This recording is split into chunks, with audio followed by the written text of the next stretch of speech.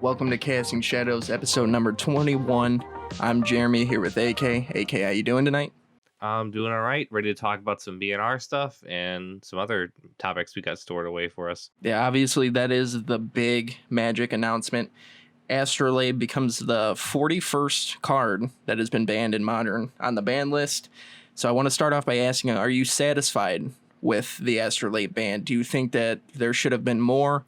Are you glad with the fact that they just banned one card and we'll go down the line and see if any more needs bans? What do you think about, how did you feel about the ban and restricted announcement overall? I actually like the BNR a lot. I think Astrolabe just it made decks too efficient. It was too low costed for what it did. It made decks kind of greedy and play other colors that they weren't expecting. I remember this one screenshot that Pleasant Kenobi put on Twitter. I know it was actually a legacy match, but I thought it applied to Modern because it happened to me too. He had a creature on the board, and the opponent had blue and red, and then the Astrolabe, and then all of a sudden he taps the red and creates a white, and then paths it. It's just like, oh, okay. I thought my creature was safe from path because I wasn't playing against a white deck, but obviously I am. So it moments like that I felt like it happened to me a ton was I thought I was safe, but I'm like, okay, well if they have Astrolabe, they can have any color. So this, just guy controlled that can have Thoughtseize in it, or this, Mardu list can have a splash of blue for a card. Like we don't know what we were getting really when Astrolabe's in the format, and it just made mana bases too smooth. I feel like, and kind of just nuked Blood Moon type strategies. So overall, I'm okay with the ban. I actually would have liked to see Euro and Mystic Sanctuary go more than anything. I know Euro is like a pretty much brand new card, but like God, it's just too efficient for what it does. I know it's like a technique. Like the thing about Astrolabe, Euro, and Mystic Sanctuary is in the card I want to go is they don't look broken on the surface, right? Like you look at Hogak and you're like, okay, this card is broken. It's an 8/8 for free. Like you play against a deck when the Taxing Probe is still legal. They go probe, and then like, okay, here's a 10/10 Death Shadow with double strike and trample. Like, okay, this seems it seems busted, right? Like it has that feeling of like, wow, this is too powerful for what it does, kind of thing. Band decks like the Euro decks with Euro and Astrolabe and Mystic Sanctuary never felt like that to me. They just felt so good and so oppressive that I couldn't really win ever. And it wasn't even like they killed me on turn 2 or turn 3. They would kill me on turn 8 or turn 9. But it's just a slow, miserable process of losing till you get to that point. Like I just remember fighting for my life. I think of the R. Kelly meme when he says, I'm fighting for my life. That's what I always think of when it comes to that, is like, I just feel like, I'm like, oh my God, like I cannot win. Like it's impossible. Like it just feels like a giant uphill battle, especially someone who likes playing Grixis colors like myself. Like their counter spells are better because they have Veil of Summer. Their creatures are better because they have Euro. And I just felt outmatched and outgunned at every corner. It was crazy. And Teferi just is the ultimate like trump card to anything that you have in a counter war battle. It slows you down. It was too efficient, and Euro was the perfect answer for them too. Like, because it would stabilize them early game by giving them 3 life and land drop against like decks like Burn and stuff to boost their life total. And then by turn 4, it comes back, boosts their life total even more, stabilizes them, and now it's a 6/6 to finish off the game. Like it was too much. It felt like it was like a control deck of Grixis Shadow on steroids without the Grixis, without the Shadow, just all the good band. It was like the new Jund, better terminology would be like, it was just all these good blue, green, and white cards smashed together, and it's amazing. And so I felt like Astrolabe was a really key piece to that, to facilitate the really greedy mana bases, and they're able to play lots of basics and cheat kind of on their basic lands because they're able to just have Astrolabe and stuff. But at the same time, though, I don't know if losing Astrolabe will make that bad, because I feel like Astrolabe was a mana fixer, yes, and it was a card draw spell, but it also feels like it could just be replaced with a Serum Visions or an Opt or something like that. Like if they want card draw, they're in blue, they have plenty of it. Maybe they'll stop playing like the one-off cards in the sideboard that are different colors. But overall, I don't think that the Euro decks or Bant decks are going to take that much of a hit, because Mystic Sanctuary is still a key card in grabbing back those Path to Exiles or the Cryptic Commands. Euro is still going to stabilize them and finish games.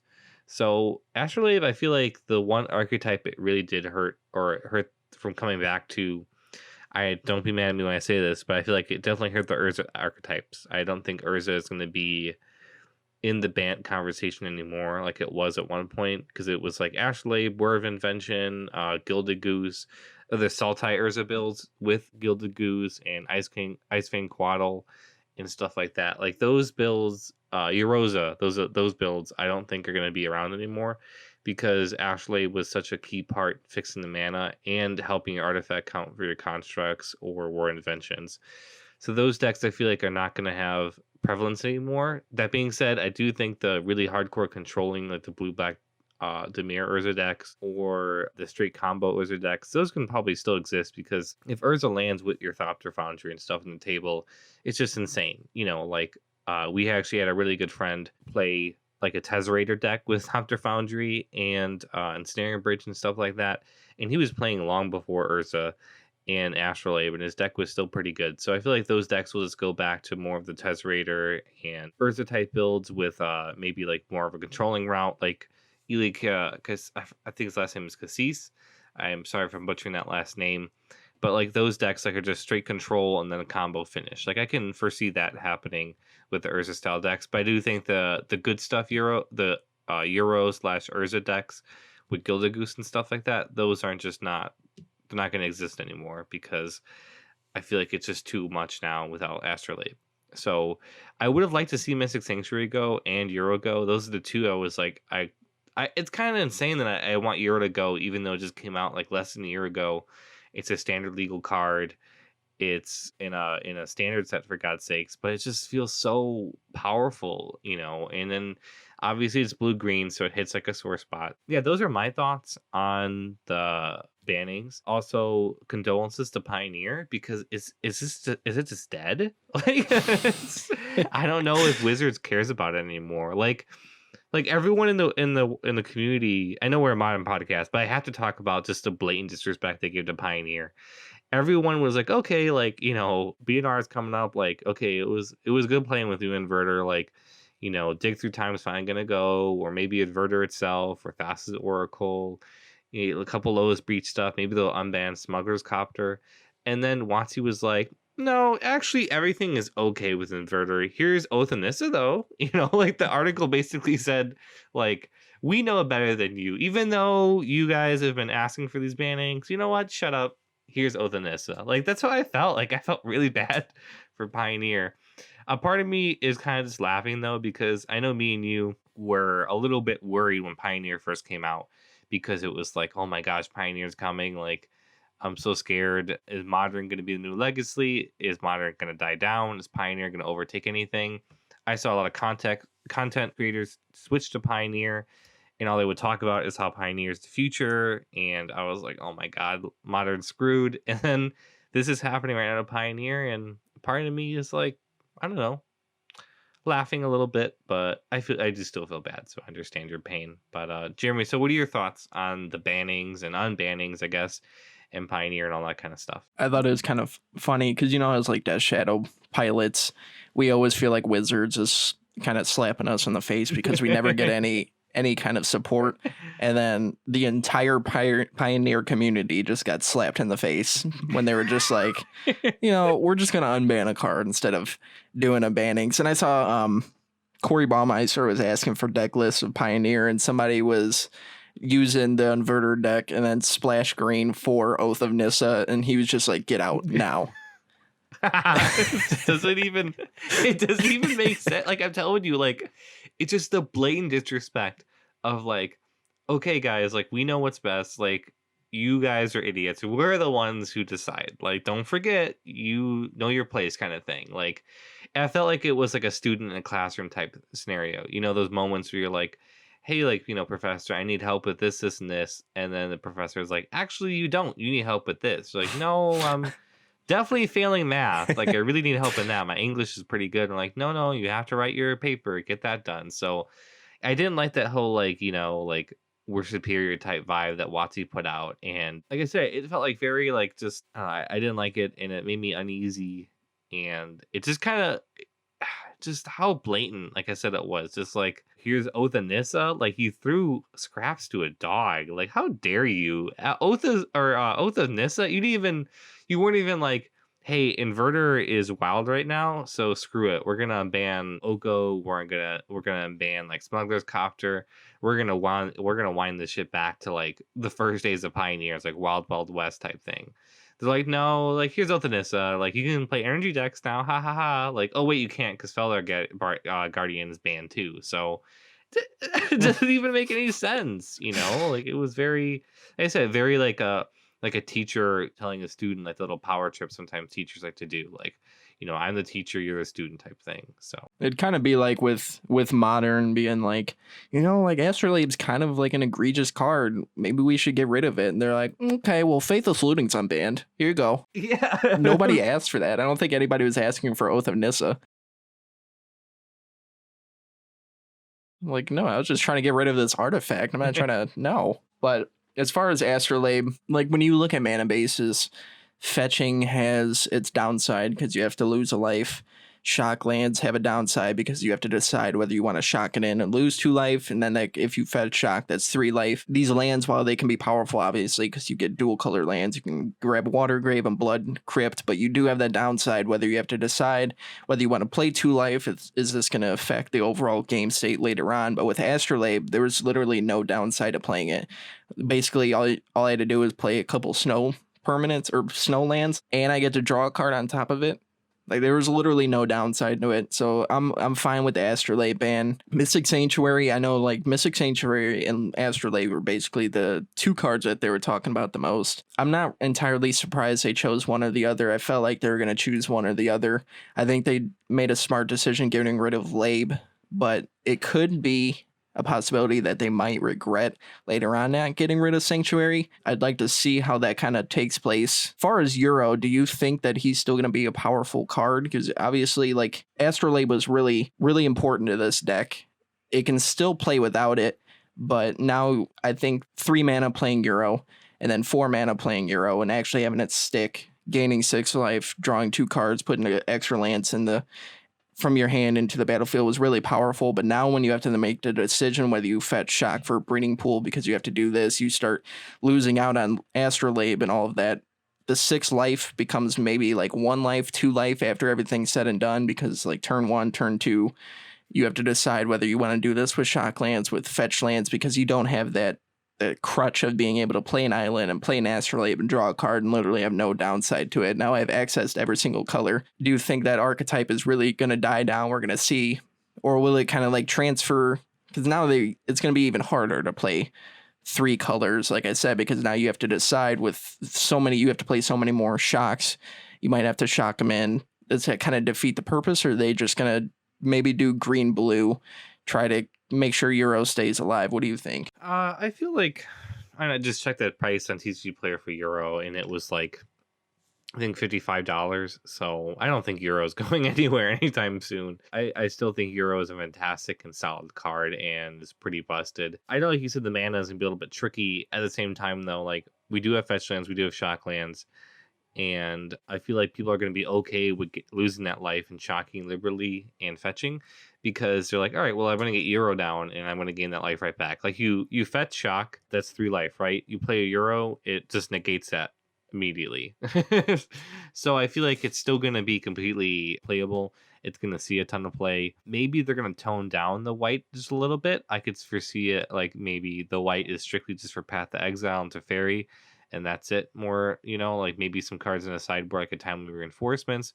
But I could see maybe a lesser focus on white and not like cards like I know some players are playing like the big 6 mana Elspeth or stuff like that. Like I could foresee those like going down because a double white might be a little bit of an issue. But I don't see the banned decks going anywhere anytime soon. Those decks are still going to be powerful. It's blue eye control now with green to be able to play Euro pretty much. So I feel like they have access to Veil some. I could see definitely a more Simic approach.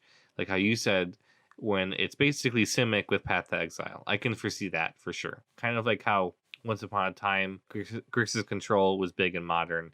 It was basically a Dimir deck with Lightning Bolt to finish games and some Anger the Gods in the sideboard. Like red was never a huge part of the deck. It was more just the blue black controlling aspect. So I feel like the green blue value town aspect of these decks aren't going to going anywhere anytime soon. So I foresee Euro still being very much a problem, still crushing face and beating everyone up because it's just so consistent. Like it's never a bad draw. Like, oh, I got a Euro. Okay, gain 3 life, draw a card, play a land. Like that instantly pushes you back into the game. Like if you missed a land drop and you're struggling to catch up with the game, guess what? Euro can help you fix that. If you're losing a little bit too much life and you need to gain some life, okay, Euro has your back. You need some card draw. Again, Euro, you need a big beater. Here's a 6/6. Like it's too efficient. I don't think ban's going anywhere anytime soon. I think ban's going to stay pretty prevalent.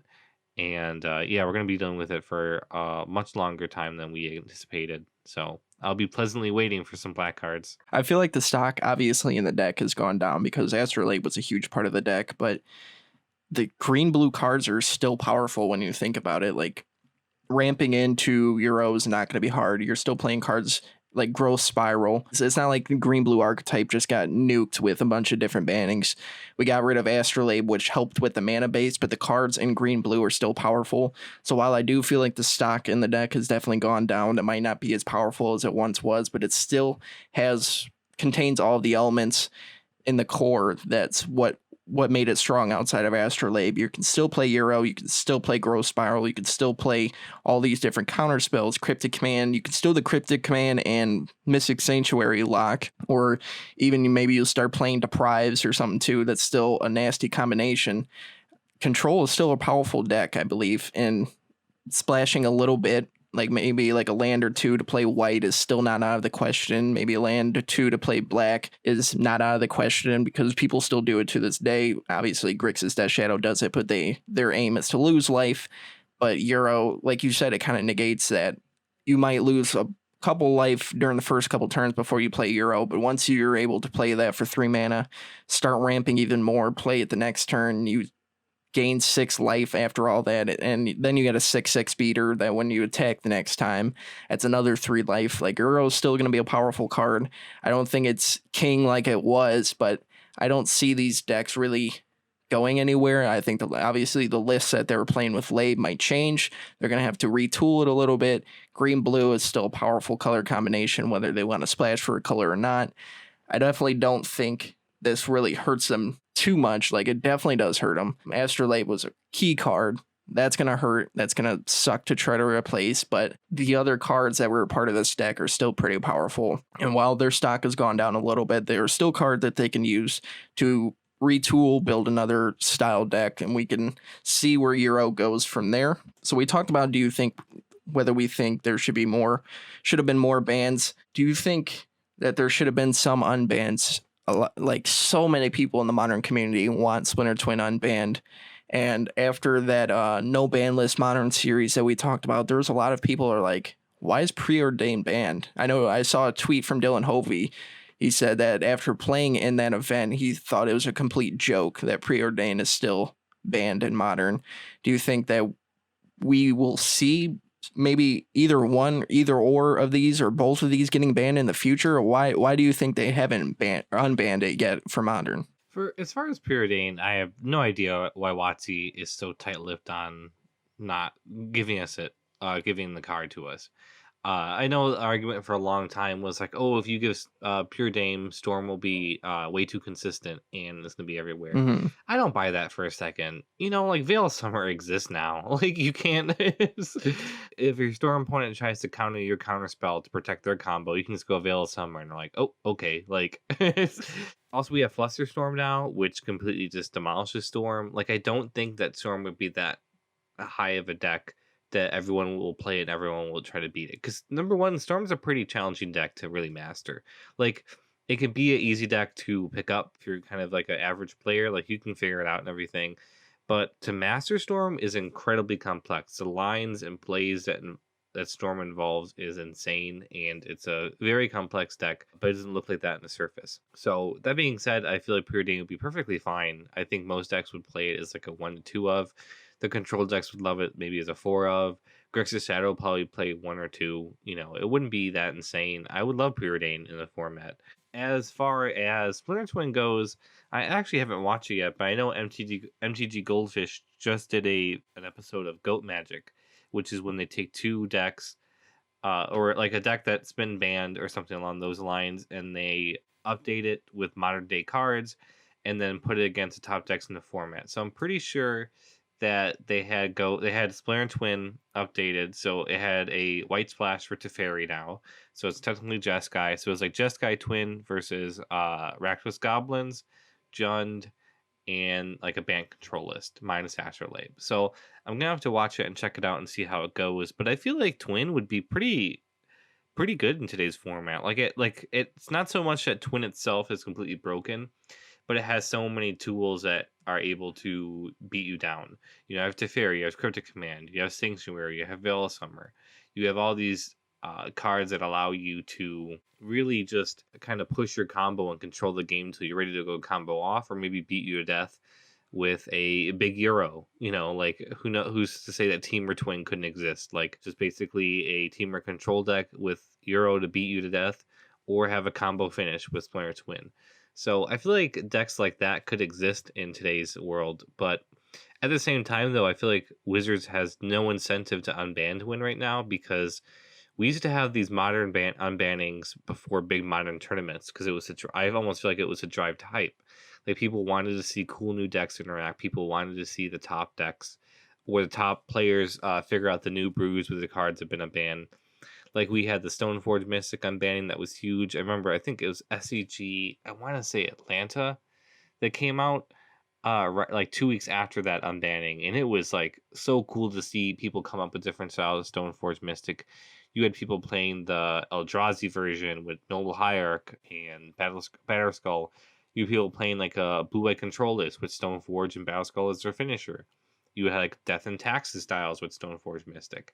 So everyone had like a unique flavor and a unique spin on it to bring to the table, and it made for great entertainment on Twitch. I was glued to the screen watching the tournament all weekend long, because it was so cool to see all these new decks come out with Stoneforge Mystic. It wasn't a clear-cut strategy because everyone had their own spin on it. And I feel like with modern, basically the paper Magic in general just not existing at the moment, is pretty much that's the reason why we're not having unbannings. Paper Magic right now is suffering right now because of COVID-19, the pandemic, and we really don't get a chance to play these big tournaments anymore, or even go to our local night or LGS to play some Magic locally. US right now is in the middle of a spike again. For a while, everything was going down, and now everything's going back up.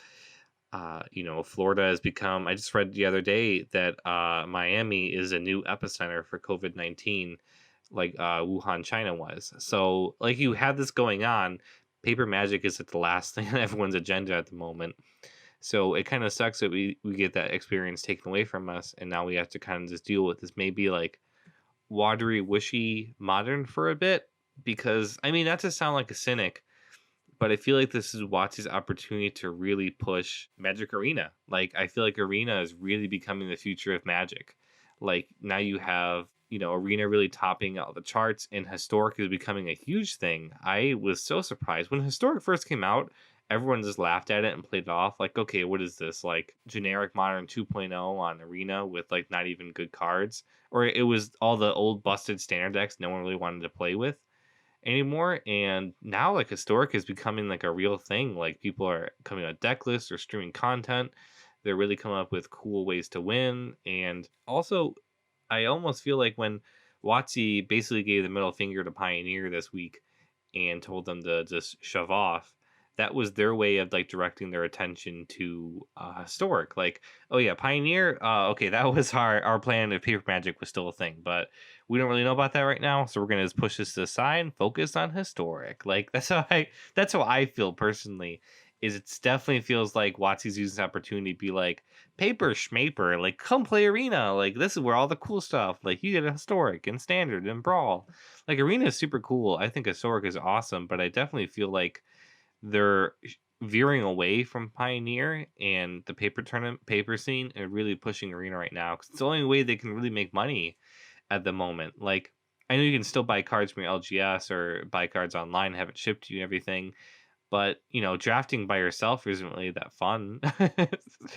Like, or cracking boosters and stuff like that isn't the best experience when you're by yourself. So I don't know. That's my tin hat conspiracy, I guess. I was going to say, especially with the ban and restricted announcement, with Pioneer only getting Oath of Nissa unbanned, and then Historic was Agent of Treachery is banned, Winota Joner Forces is banned, Fires of Invention is banned, Nexus of Fate is banned, Burning Tree Emissary is suspended. Like, they did all of this for Historic, and maybe they just spent all their time on Historic, and then they're like, well, let's just bring Oath back for Pioneer. All right, send it in.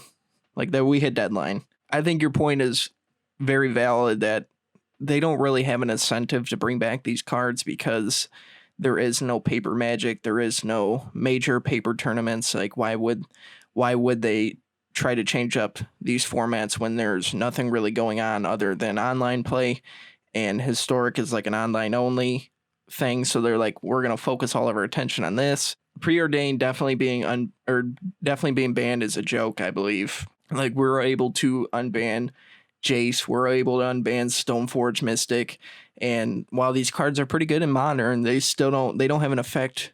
They're like, Jace was thought of as the boogeyman. Everybody was like, there's no way that you unban this card. Are you serious? And then as time has passed, Jace has been like pretty good in Modern, but it hasn't really had like this effect that everyone thought it was going to have on Modern, where it was just going to break the format. It had spots and decks that it was good in, but it's not like an overwhelmingly popular card that every deck tries to play, like Astrolabe and Veil of Summer. And then as far as Stoneforge Mystic, like, that's been pretty good, but that's only in certain shells with Batterskull and all that. Like, it's not overwhelming like some people thought. And then so you bring back these power levels of those cards, which are pretty good, and like, they're pretty powerful, and then this Preordained that just kind of, draws you a card and stuff, does some extra things, is still banned. Like, that's too powerful. We got to keep that banned. And then as far as Splinter Twin, I'm kind of scared now. At first, I was like, I would definitely like to see it unbanned. Like, I think it'd be interesting. My opinion, I can't say is like too valid because I wasn't playing Magic at the time that Splinter Twin was in the Modern format and all that. So I don't know. But like, with the tools that we have now, with Veil of Summer and like all these other cards in the Modern format right now, adding to Twin to make it even better, I feel like it's going to be pretty scary. Like, everybody always says Inverter is like a Twin-esque kind of deck for Pioneer, and it's just running rampant in Pioneer. It's been destroying all decks. Everybody wants it to be gone. Like, could Twin do the same thing? Possibly. Could it just be a good, consistent deck? Possibly. So it's kind of hard to say whether Splinter Twin would be one of the best decks in the format that would need to get banned again. I think that's another thing that they don't want to do. I don't think they want to unban a card and then have to ban it again. I don't even know if that's ever happened before, in Modern at least, but I think that's kind of thing that's wary to them. Like, it could be very good enough that it could have to get banned again. I don't think they want to ban a card, unban it, and then ban it again, which I don't think would happen to Preordain, which is why they should give us Preordain. But as far as Splinter Twin, I'm still a little undecided. I try to read a lot of the pros that, have played in those eras about whether Splinter Twin would be good for Modern. And there's a couple of them that were like, I think it would be a mistake to unban it. And there's a couple of them that would be like, yes, give us Twin now. So I'm kind of on the fence on it. I'm a little bit scared about Twin. Now, as far as the Modern format, the Modern meta game, obviously Astrolabe being banned is going to change up the meta game. And there was I think it was a Modern League that happened yesterday. And as far as the top 10, I'm going to give you the top 10. We could talk about some of the topics after that. So number 1 was Azorius Control. Number 2 was Amulet Titan. 3 was Jund. 4 was Eldrazi and Taxes. 5 was Neobrand. 6 was Eldrazi Tron. 7 was Goblins. 8th was Grixis Death Shadow. 9th was like this mono white. I don't even know what the actual name would be on MTG Goldfish. It was literally just called W. It's like mono white with Stoneforge Mystic and a couple other just things. Like, you know what? Just W. There's the only one in the top 10 that actually did not have a name. And then number 10 was Mono Red Prowess. So, like I just said, obviously with Astrolabe being banned, that's going to change up the modern format a little bit. What do you foresee kind of being in this new meta game? What decks do you think will see a resurgence? Like we haven't seen humans too much. We haven't seen Jund too much. Triton, Titan. We haven't seen like regular Tron and Eldrazi Tron too much. What about those decks? Do you think that we could see a resurgence in any of those decks? I don't want to say that. It's just, oh gosh, I'm not gonna lie. These questions hit me because I'm like, I don't know because we don't have anything anymore. We don't have any big tournaments to be like, I think this is gonna show up. I don't know because we can't even go to the grocery store without like worrying about getting sick now and stuff like that. So but on a more positive note, I can foresee maybe burn decks coming back a little bit, like mono red prowess, like you said. Maybe like a Boros splash for path in the sideboard to deal with Euro and stuff like that. So I don't know how the meta really will shake out. I think it's kind of all up in the air. And me personally, I don't think late Astrolabe is gonna really affect the meta that much. I still think Bant is the best deck at the moment. Like it's just it's too good not to be like there. Like, okay, yeah, you lose consistency with your mana. You're gonna have to play more fetch lands. You're gonna have to play more shock lands or something like that. I get that completely. Yeah, maybe some more card draw spells.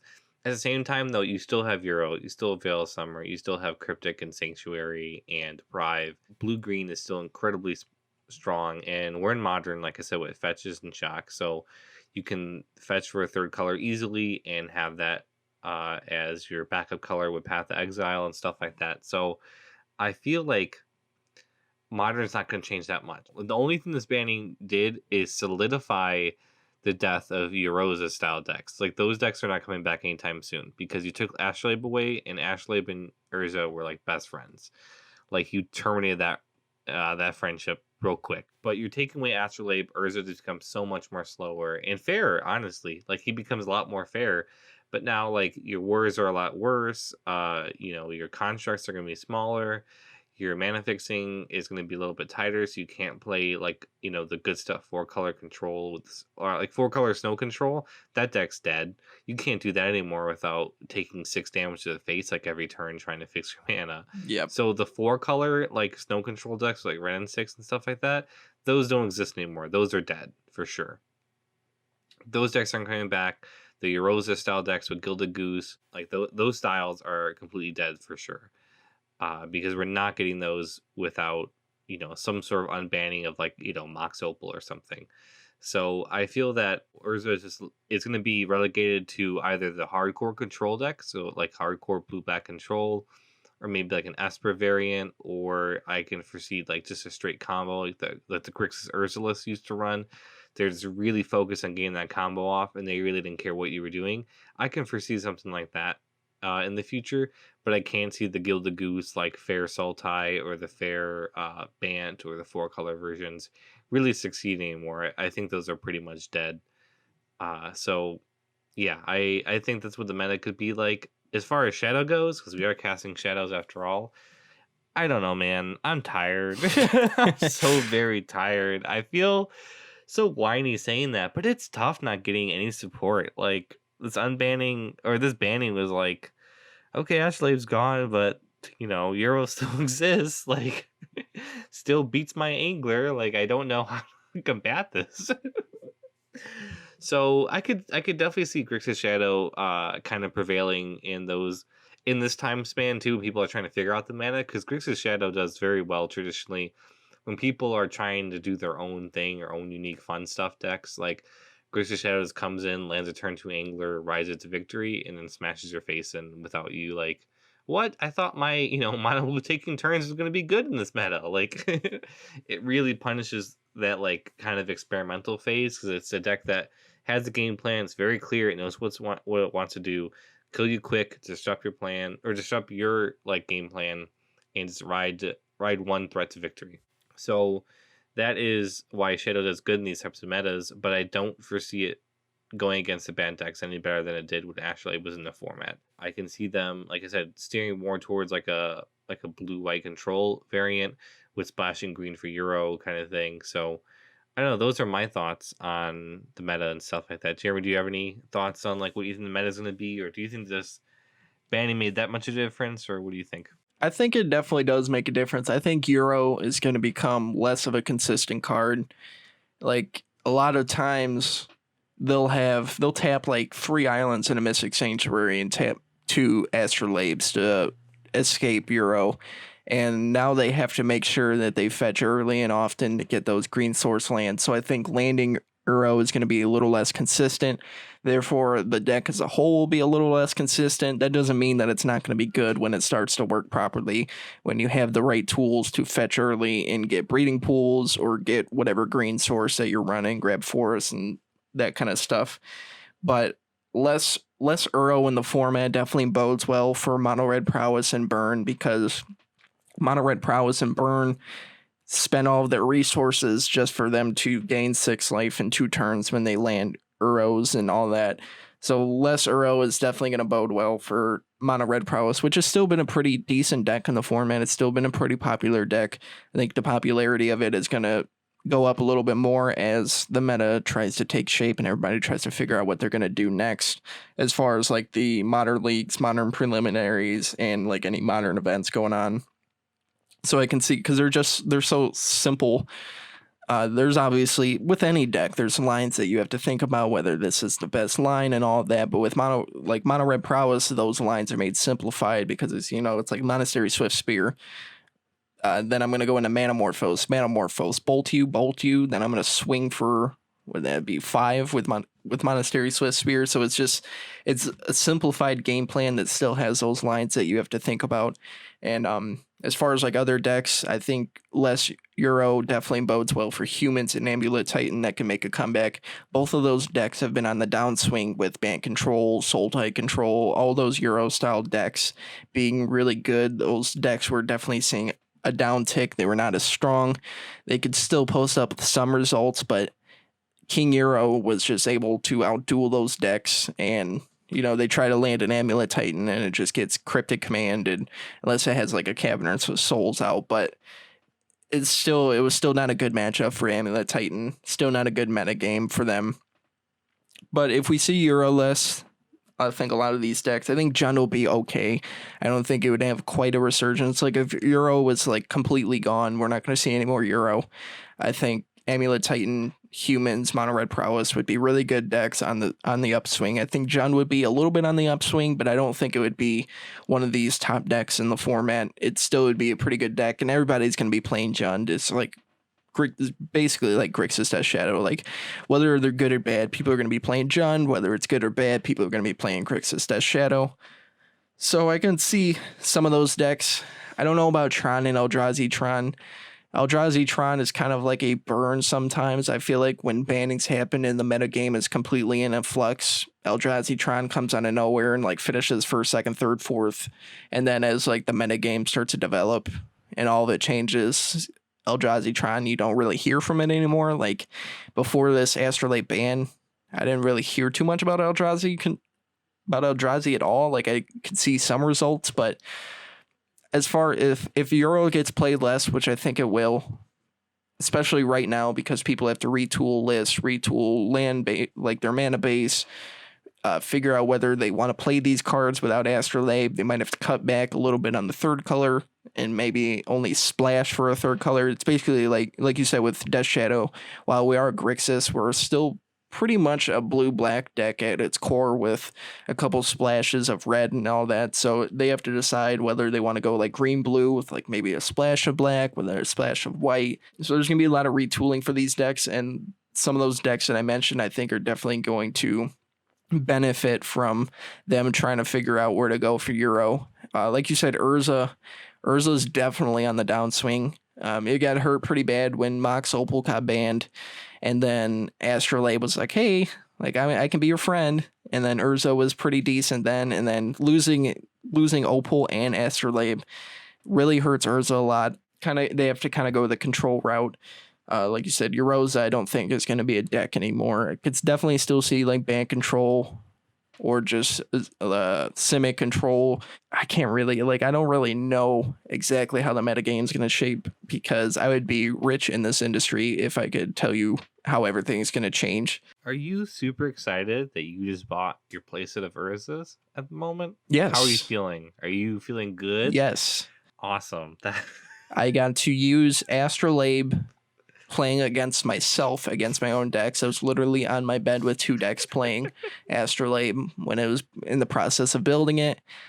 Finally got my Urza's, and then everybody's like, dude, Urza's unplayable. And I'm like, this is good. Like I sent you that video last night where I was watching Star City games with Corey and Ross, and they were like, so fan question, how do you think Urza's going to be? Do you think it's just unplayable? And they're both like, yeah, dude, that's going to be unplayable. Like, you might be able to play in a control route, but Urza is bad. And I'm like, this is just like when I finish Edge of the Phoenix. You can make a commander deck, worst case scenario. Oh, sweet. Commander deck that I won't play.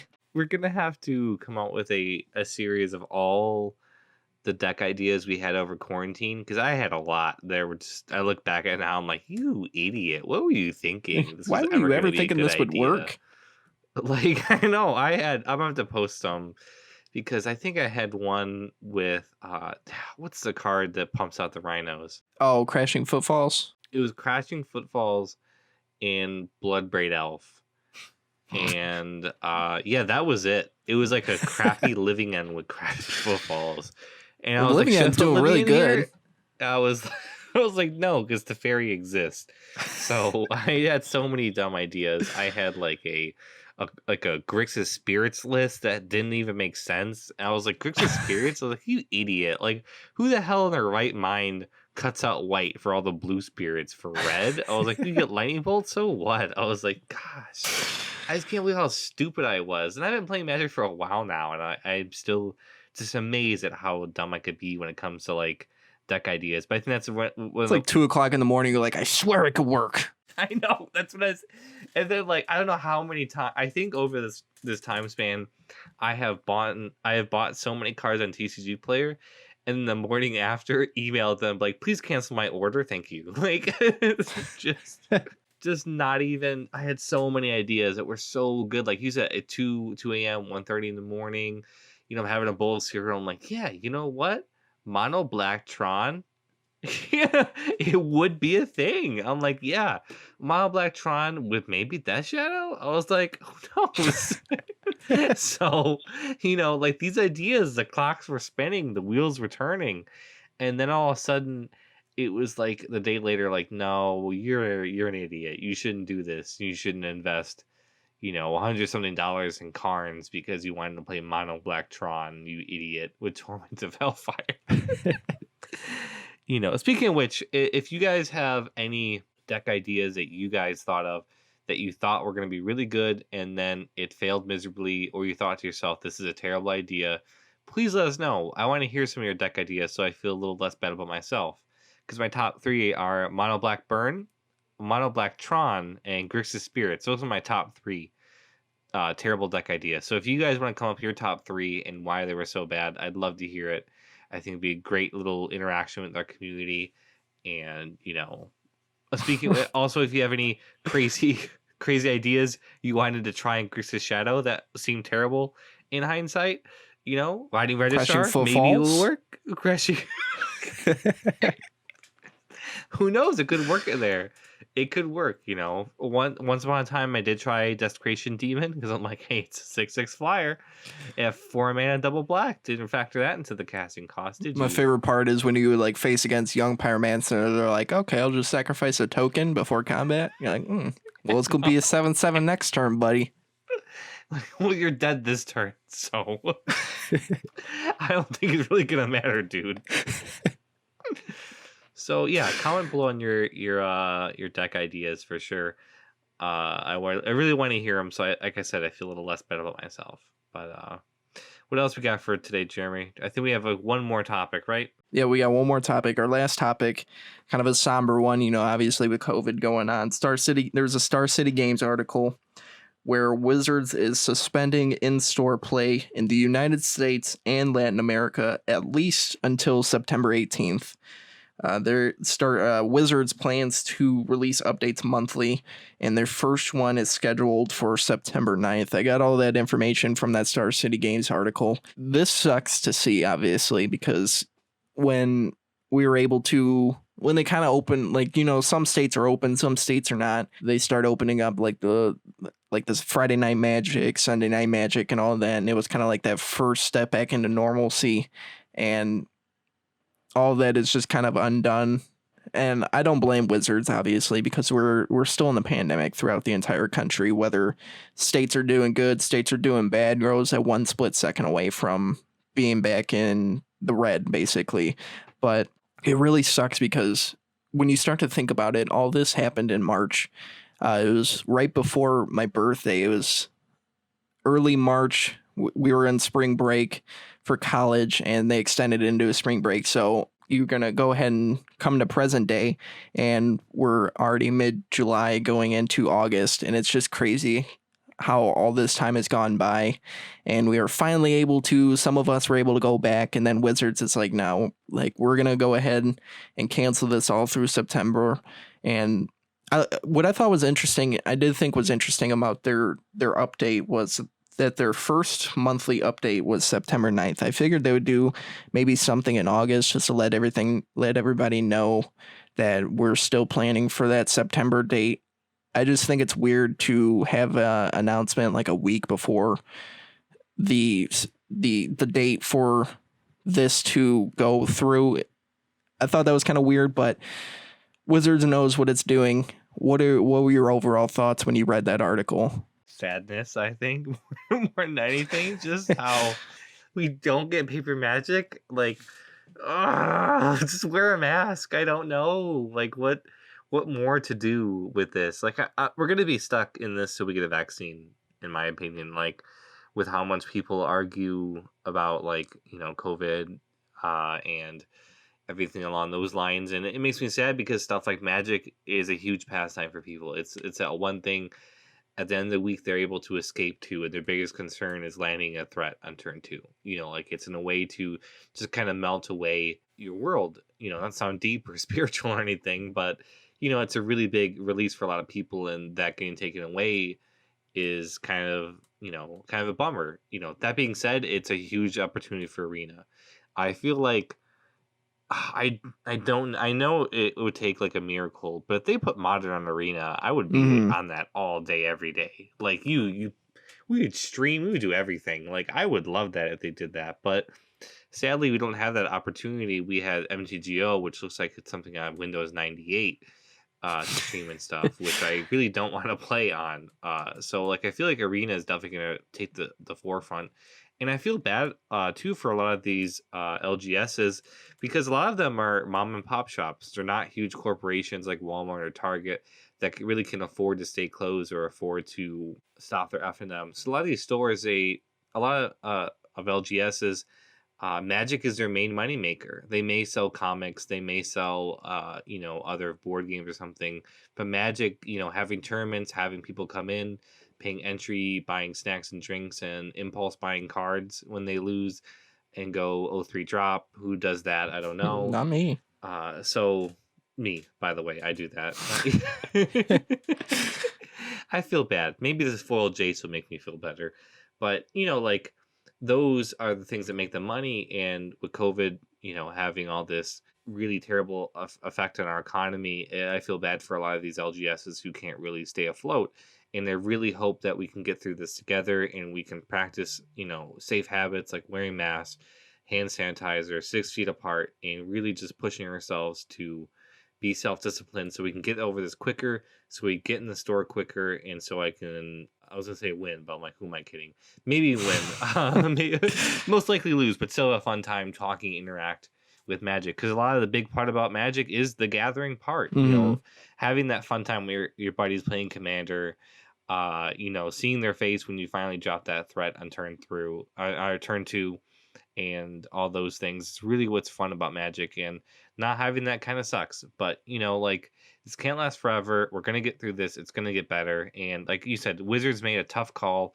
It's not a very popular choice, but it's the right thing to do, because we don't want to just go like, okay, F&M, do whatever you want, and then things don't pan out the way we want them, and another spike happens or something, or God forbid someone gets really sick at the LGS because they went to an FNM or something like that. So I really applaud Wizards for doing the right thing, reinstating this policy, and they're still doing the online FNM with Arena and stuff like that to support LGSs. They're still coming out with, I think the Jumpstart set's gonna come out exclusively to LGSs too, so to support them, to give them a little boost in income. And like whatever you can do from your LGS now is the time. If you want to go to the store, or if you want to call in over the phone for a pickup, buy a bunch of cards that you've been meaning to buy for your commander deck, or maybe that foil you've been really chasing after, or a board game, or for me it's been Warhammer stuff. I know I've been trying to get Jeremy into it a little bit, and I thought it was kind of perfect timing that Pleasant Kenobi has been really come out with Warhammer 40k stuff. But for me, I can't go to the FNMs or anything, and obviously no one can because it's canceled. So I just been buying Warhammer stuff like it's water, which probably isn't the best idea. But my impulse buys, I have never felt better about impulse buying than now, because I buy something, I'm like, you know what? I'm supporting small business, and my credit card's like, please stop. So it's I'm gonna hit the mic again. I'm sorry. So it's really important that we come together as a community. I know we can get through this, and we can really just fight this out and support our LGSs so we have somewhere to play when this is all over. Yeah, I wanna echo those sentiments.